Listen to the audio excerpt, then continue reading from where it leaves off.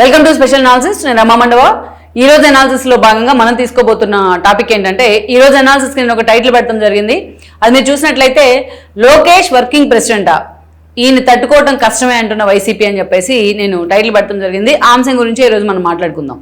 ఇక్కడ చూసినట్లయితే చాలా మంది చాలా రోజులుగా టీడీపీ అభిమానులు కానీ టీడీపీ ఫాలోవర్స్ కానీ లోకేష్ మీద చాలా ఎక్స్పెక్టేషన్స్ పెట్టుకుని ఉన్నారు. లోకేష్కి ఆల్మోస్ట్ 7.5 కాలంగా చర్చ జరుగుతూ వస్తుంది ఆయన పార్టీ వర్కింగ్ ప్రెసిడెంట్ కాబోతున్నారు అనేది. ఎందుకంటే ప్రధాన కార్యదర్శిగా సుదీర్ఘకాలం పనిచేశారు. ఏ పదవి కూడా 3 సార్లు కన్నా కష్టం, ఎవరైనా చేయకూడదు ఈ పదవి.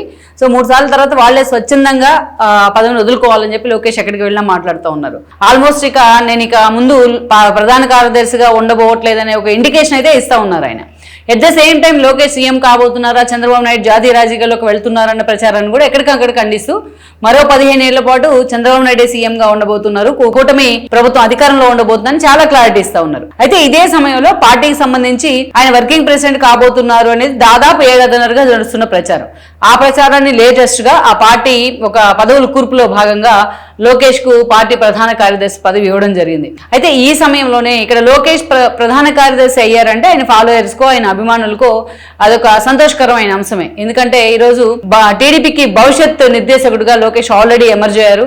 అటు మంత్రి హోదాలో అటు ప్రభుత్వం వైపు నుంచి కూడా తను పూర్తిగా ఆయన ఎవల్యూట్ చేసుకునే ప్రయత్నం చేస్తున్నారు. మనం చూస్తే గతంలో 2014 నుంచి 19 లోపు ఆయన మంత్రిగా ఉన్న సమయంలో లోకేష్కు ఇప్పుడు లోకేష్కి ఎంత ఎవల్యూట్ అయ్యారనేది ఆయన భాష కానీ ఆయన మాట్లాడుతున్న విధానం కానీ ఆయన పనితీరు కానీ ఇవన్నీ కూడా ఒక నిదర్శనాలుగా చెప్పుకోవచ్చు. అయితే ఇక్కడే మామూలుగా అయితే ఆయన అభిమానులు ఆయన followers TDP followers Lokesh working president అయ్యారంటే దాన్ని వెల్కమ్ చేస్తారు. నేను అందరూ కేక్ కటింగ్ చేసుకున్నారు, సంబరాలు చేసుకున్నారు, సహజమే. మరి ప్రత్యర్థి పార్టీలో ఎలాంటి చర్చ జరుగుతోంది లోకేష్ గురించి అంటే ఇది నిజంగానే ఇది వైఎస్ఆర్సీపీకి అయితే మాత్రం కొంత డిఫెన్స్ లో పడేసే అంశమే. ఎందుకంటే ప్రభుత్వ పరంగా అంటే అన్ని అంశాల్లో బిలో ద బెల్ట్ వెళ్ళలేరు. ఎందుకు వెళ్ళలేరంటే ప్రభుత్వ అధినేతగానో లేకపోతే మంత్రిగానో ఏదో ఒక ప్రభుత్వానికి సంబంధించిన పదవిలో ఉంటే ప్రభుత్వ పరంగా ఏమైనా వాళ్ళ లోపాలు ఉంటే అటు ప్రతిపక్షం టార్గెట్ చేస్తుంది, వాటికి మాత్రమే వాళ్ళు సమాధానం చెప్పగలరు. ఏదైనా అసత్యాలు ప్రచారం చేస్తా ఉంటే వాటిని ఫ్యాక్ట్ చెక్ తోని ఖండించగలరు. అంతకుమించి బిలో ద బెల్ట్ లేకపోతే ఇంకొక రకంగానూ వెళ్ళలేరు. అదే పార్టీలో ఒక కీలక పదవి ఉందనుకోండి, ఏ స్థాయిలోనైనా అవతల పార్టీని టార్గెట్ చేయరు. అవతల పార్టీ అధికారంలో లేదు కాబట్టి ఏ స్థాయిలోనైనా వాళ్ళని టార్గెట్ చేసే అవకాశం ఉంటుంది. ఈరోజు లోకేష్ పనితీరు చూసిన తర్వాత కొన్ని అంశాల్లో చాలా మంది ఆశ్చర్యపోతా ఉన్నారు. ఎందుకు మనం చూసాం, గతంలో ప్రధాన కార్యదర్శిగా ఉన్నారు ఆయన 14 ఎన్నికల సమయంలో. ఆయన ఆ రోజు ఎన్నికల్లో పోటీ చేయలేదు. ఆయనకి చంద్రబాబు నాయుడు ఎమ్మెల్సీ ఇచ్చి మంత్రిని చేయడం జరిగింది. ఆ తర్వాత ఆయన ఎన్నోసార్లు అటు వైసీపీ విమర్శలు చేసింది.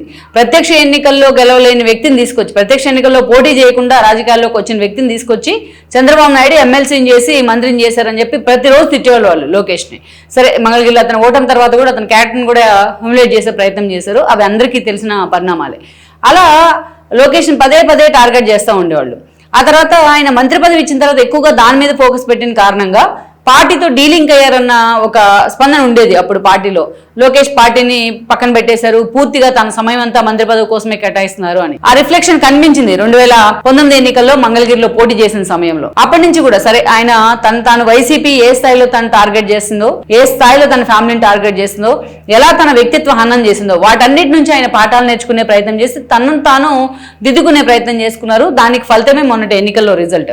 అయితే మొన్నటి ఎన్నికల్లో లోకేష్ అత్యంత భారీ మెజారిటీతో తాను ఓడిన చోటే గెలిచి నిల్చున్న తర్వాత చాలా మంది ఏమన్నారు, అతను మంత్రి పదవి తీసుకోకూడదు, చంద్రబాబు నాయుడు క్యాబినెట్ లోకి వెళ్ళకూడదు, అతను వెళ్తే గతంలో లాగా పార్టీతో డీలింగ్ అయ్యే అవకాశం ఉందని చాలా మంది అనుకున్నారు. ఆయన అభిమానించే వాళ్ళు చాలా మంది ఎక్స్పెక్ట్ చేశారు లోకేష్ వైపు నుంచి. కానీ లోకేష్ అందరి ఊహలకు అందరి అంచనాలకు భిన్నంగా మంత్రి పదవి తీసుకున్నారు. సరే, ఈరోజు మంత్రిగా ఏ స్థాయిలో ఆయన సక్సెస్ అయ్యారనేది మనం చాలా సందర్భాల్లో చెప్పుకున్నాం. సో ఒక మంత్రి పదవి ఉంటే, ఒక సమర్థవంతుడైన నాయకుడు మంత్రి పదవిలో ఉంటే రాష్ట్రానికి ఏం చేయగలడు, ఎలా చేయగలడు అనేది హీ ప్రూవ్డ్ హిమ్సెల్ఫ్ అనమాట. ఆల్రెడీ ప్రూవెన్ ఫ్యాక్ట్స్ అవన్నీ గత 2 ఏళ్ల కాలంలో. అయితే పార్టీ పరంగా ఏదైతే గతంలో విమర్శలు వచ్చాయో పార్టీ పరంగా లోకేష్ డీలింగ్ అయ్యారు అనేది 2014 నుంచి 19 వరకు, దాన్ని ఈసారి ఎక్కడ కూడా అదే చర్చ రాకుండా, మళ్ళీ అవకాశం ఇవ్వకుండా, దానికి ఆస్కారం ఇవ్వకుండా లోకేష్ డే 1 నుంచి కూడా దీని మీద ఫోకస్ పెట్టే ప్రయత్నం చేశారు. మనం చూసాం కార్యకర్తలతో తనకు అవకాశం వచ్చినప్పుడల్లా సరే ఆయన మండల స్థాయి అదేవిధంగా జిల్లా స్థాయి నేతలతోని ఇన్ఛార్జీలతోని పదే భేటీ అవుతా వస్తా ఉన్నారు. ఎమ్మెల్యేలతోని అదేవిధంగా ఎమ్మెల్సీలతోని ఎంపీలతోని పదే పదే ఏదో సమావేశాలు నిర్వహిస్తూ ఉన్నారు. శిక్షణ కార్యక్రమాల దగ్గర నుంచి అనేక అంశాల్లో అటు పార్టీ నేతలతో ఇంటరాక్ట్ అవుతూ వాళ్ళని పేరు పెట్టి పిలుస్తూ వాళ్ళతో ఎమర్జ్ అయిపోయినారు లోకేష్. తాను ఏదో టీడీపీలో చంద్రబాబు నాయుడు ముఖ్యమంత్రికి కొడుకనో లేకపోతే ఆయన వారసుడనో లేకపోతే అలాగా ఎక్కడ కూడా ఆయన అంత ప్రయారిటైజ్ గా కనిపించట్లేదు. అంతా తానేదో పెద్ద తోపుననే విషయాన్ని ఎక్కడ ఆయన చూపించే ప్రయత్నం చేయట్లేదు. అని డౌన్ టు ఎర్త్ మెయింటైన్ చేస్తా ఉన్నారు ఎక్కడున్నా కూడా లోకేష్. దీనికి తోడు ఇంకొక అంశం ఏమైందంటే పార్టీతో ఎక్కడ డీలింగ్ అవ్వద్దు, పార్టీతో ఆ బాండింగ్ ఆ ఎమోషన్ మెయింటైన్ చేయాలని లోకేష్ అనుకున్నారు. దానిలో ఆలోచనలోంచి వచ్చిందే ఆ ఫ్యామిలీలతో భేటీ కావడం. అసెంబ్లీ బడ్జెట్ సమావేశాలు జరుగుతున్న మొన్నటి సమయంలో దాదాపు ఒక నెలన్నర జరిగినాయి. ఆ నెలన్నర పాటు మాక్సిమం రాష్ట్రంలోని అన్ని పార్లమెంట్ కాన్స్టిట్యున్సీస్ ని అన్ని అసెంబ్లీ కాన్స్టిట్యున్సీస్ ని కూడా వాళ్ళ ఫ్యామిలీలతోనే ఆయన ఇంటరాక్షన్ కావడం జరిగింది. వాళ్ళతో నో పాలిటిక్స్ అనే విధంగా వన్స్ అక్కడికి ఎంటర్ అయిన తర్వాత ఆ ప్రిన్సెస్ లోకి ఎక్కడ కూడా మనం రాజకీయాల గురించి చర్చించొద్దు, మీ ఫ్యామిలీల గురించి చెప్పండి అని వాళ్ళ ఫ్యామిలీ విశేషాలు తెలుసుకోవడం, వాళ్ళ పిల్లలతోని ఆయన ఆడుకోవడం, వాళ్ళతో ఒక ఎమోషనల్ గా కనెక్ట్ కావడం, సీనియర్స్ అందరినీ కూడా అయ్యన్న పాత్రుడి దగ్గర నుంచి బుచ్చి చౌదరి దాకా అందరినీ కూడా ఆయన కనెక్ట్ అయ్యే ప్రయత్నం చేయడం, చిన్న పెద్ద తేడా లేకుండా తాను వాళ్ళతో కలిసిపోవడం, ఇవన్నీ చూసిన తర్వాత లోకేష్ లో ఎంత పరిణతి వచ్చింది, లోకేష్ ఏ స్థాయిలో పార్టీకి దగ్గరయ్యారు అనేది ఆ ఎమోషనల్ బాండింగ్ చూసిన వాళ్ళందరికీ కూడా అర్థమైంది. చంద్రబాబు నాయుడు ఎమోషన్స్ ఉన్నా కూడా ఎమోషనల్ లేవంటారు కానీ ఆయన చాలా ఎమోషన్స్ ఉన్నాయి.